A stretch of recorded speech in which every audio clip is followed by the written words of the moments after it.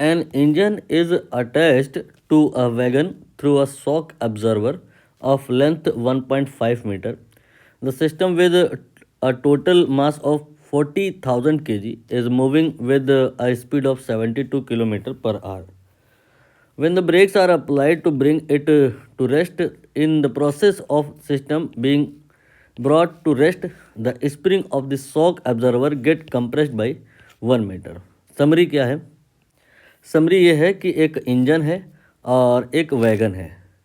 यहाँ पर इंजन आगे बना लिया गया है और वैगन जो है वो पीछे बना लिया जाएगा, और इन बिटवीन एक स्प्रिंग है। स्प्रिंग किस लिए है? कि जो अगर कोई शॉक आए तो उसको एब्जॉर्ब किया जा सके। तो यहाँ पर ये एक स्प्रिंग बना ली गई है। यहाँ पर बिगिनिंग में दोनों ही लोग सपोज करिए एक यूनिफॉर्म स्पीड से 72 किलोमीटर पर आवर से चल रहे हैं, एंड फिर इसके बाद हुआ क्या कि आगे सपोज करिए कोई एक ऑब्स्ट्रकल आया और जो ये इंजन है, इसे मैंने ई लिखा है, ये रुक गया, इसे रोक लिया गया है, या यू कैन से एक ब्रेक अप्लाई करी गई है। तो यहाँ पर जो ये इंजन है इसका वेलोसिटी सपोज करिए 0 हो गया। तो जिस मोमेंट पे इसका स्पीड 0 हो गया उसी मोमेंट पे इसका 0 थोड़े ना हो जाएगा। They are in contact, engine and wagon are in contact, but in between ये जो कुछ भी है ये इनएक्सटेंसिबल है। इसका जो लेंथ है वो घट बढ़ सकता है।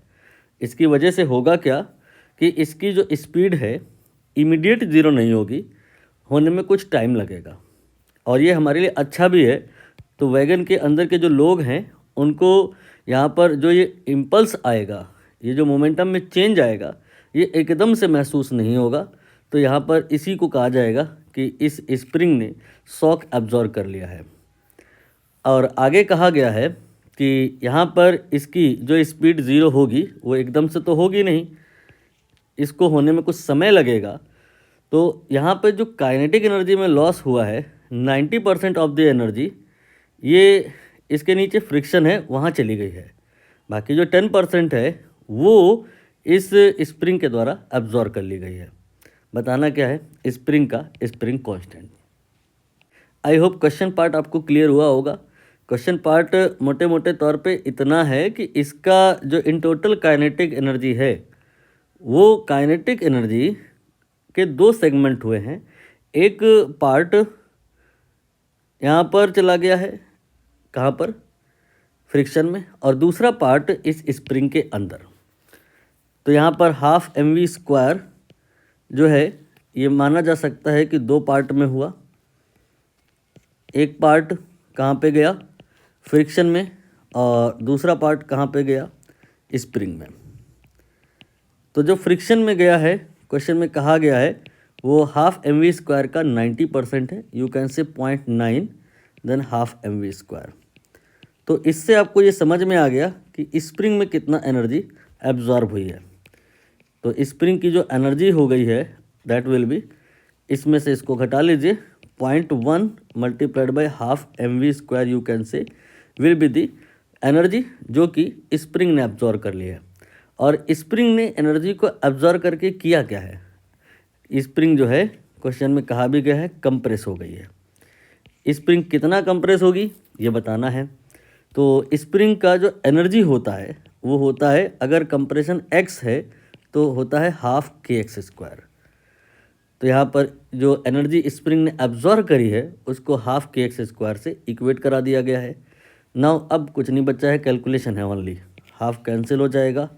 मास ये दिया है प्रश्न में 40,000, तो यहाँ पर 40,000 हो गया, और v 72 किलोमीटर पर आवर है, 5/18 से मल्टीप्लाई कर दीजिए तो ये आपका हो जाएगा 20। यहाँ पर 20 हो गया, स्क्वायर ऑफ दैट के ये हमें निकालना है x को लेकर के ध्यान रखिएगा। 2 यहाँ पर वैल्यूज़ गिवन है, एक तो ये 1 है और दूसरा 1.5 मीटर है। 1.5 मीटर पता है क्या है? ये वैगन की लेंथ है जिससे हमको कोई लेना देना नहीं है।